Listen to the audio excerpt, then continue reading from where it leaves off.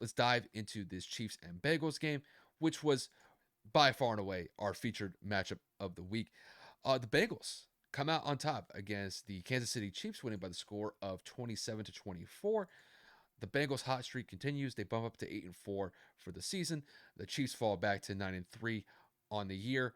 Overall, this was a back and forth game, and as far as I see it, Kev, this game lived up to expectations, and it was really nice to see both teams really have a lot of chances to make some plays, make some things happen. But it was Joe Burrow at the end of the day that connected with T. Higgins on 3rd and 11 after the 2-minute warning that sealed the game for the Bengals to get that win over the Kansas City Chiefs. So to kick this one to you, how would you assess this Bengals win over the Kansas City Chiefs this past weekend? I would say that this could change their entire season, and not necessarily in the sense that they're having a bad one, but when you have a win against a team that has been pretty much steamrolling over the course of the last couple of weeks, and you beat them in your own home, and you, for the most part, shut them down in that fourth quarter to the point where they have zero points. Travis Kelce, of course, has a fumble late in the game, which ends up, putting them behind and, taking away whatever air was in the hot air balloon for the Chiefs' potential comeback. But you look at this and you say the difference here is pressure. Joe Burrow was sacked one time, but only pressured 2 times. You look at this and you say Patrick Mahomes was sacked twice, but the QB hits stacked up. I think we're talking about 8 or 9 times he was hit in the backfield. He was never really able to get into a consistent rhythm, in my opinion. Joe Burrow was 25 of 31, six incompletions, 2 touchdowns, 1 sack, and a passer rating of 126. I mean, like, Joe Burrow has had the Chiefs' number all year long. And like Kyle and I said at the top of the episode, they won at the very, very beginning of January, which was the final week or last 2 weeks of the season. They face off in the AFC Championship, and they obviously lose, and the Bengals go to the Super Bowl. And then we're talking about December, and the Bengals win again. So it just seems like the battle of Joe Burrow versus Patrick Mahomes has been completely one-sided. And that really, really, really has been in favor to Joe Burrow's success in being able to move the ball down the field and continue to extend plays with his legs. Today, he averaged over 4 yards per carry. He had 11 rushes for 46 yards. Joe Burrow, not exactly the most mobile quarterback in the world, but he had a rushing score. He had a rush as long as 16 yards. He was able to extend plays and get first downs multiple times, convert on 3rd down, and so on and so forth. Again, they're not even back to full strength when I reference the Bengals because Joe Mixon was out with the concussion still. He hadn't been cleared from protocol. And Samaje Perine steps up with 21 carries for 106 yards on the ground, 5 yards per carry. The Bengals are a very complete team.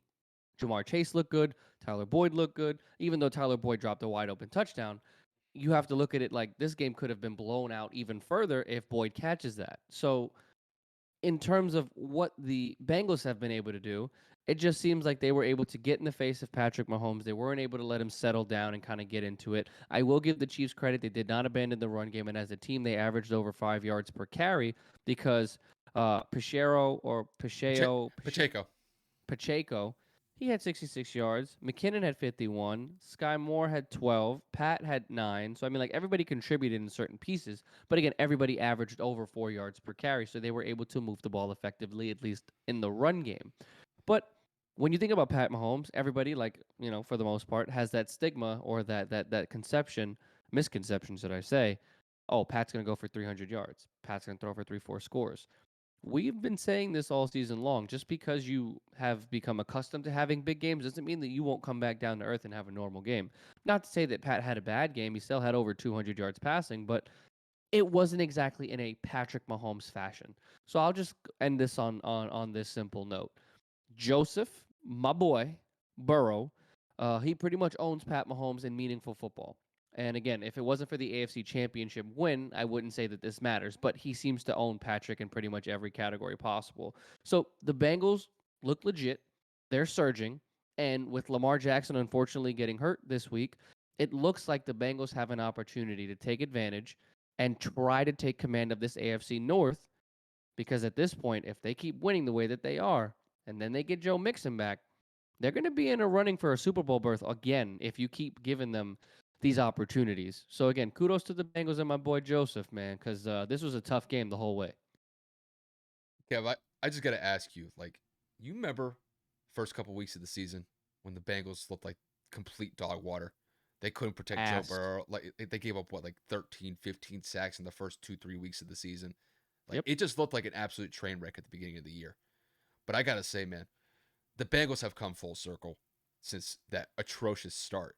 I mean, I think in the first game, Joe had what 4 interceptions against the Steelers, Yeah. and the Coming from Steelers, the appendectomy from removing his appendix. yeah. And Yeah. I gotta say, man, over the last what month and a half to 2 months, Joe Burrow's looked like one of the best quarterbacks in the NFL. And in the biggest game that I believe the Bengals have played the entire season, bro, he rose to the occasion. And I think he really was there to just be that guy in that moment to make those plays. And he made them happen. So I got to give that kid a lot of credit because there were some opportunities where the Chiefs could have came back in that game. I mean, even on that 3rd and 11 at the end of the fourth quarter, man, that was a tight throw that he threw to T. Higgins. I mean, he hit it right on the money. So Joe Burrow really stepped up when the Bengals needed him to, and that's why they're sitting at 8-4.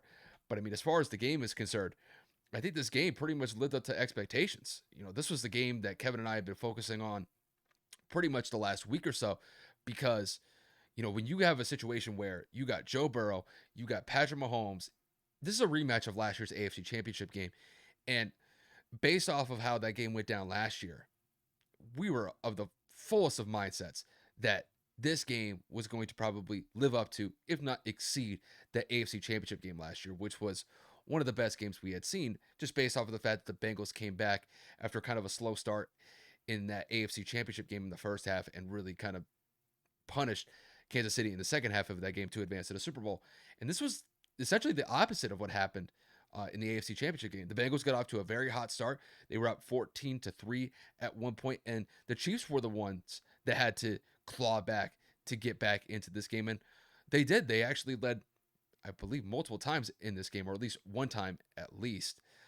And they had opportunities to be able to extend that lead.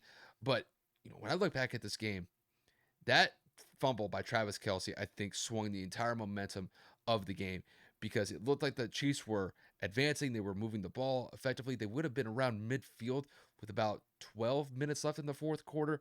But when Travis Kelce fumbles that ball, Joe Burrow takes advantage of the Chiefs' mistake, and they end up getting what is essentially the game-winning touchdown with about, like, I want to say like 6 or 7 minutes left in the fourth quarter. I may have the time wrong, but nonetheless, with that touchdown, the Bengals go up 27-24, and Patrick Mahomes and the Chiefs offense had chances. They had opportunities to essentially tie the game or even take the lead.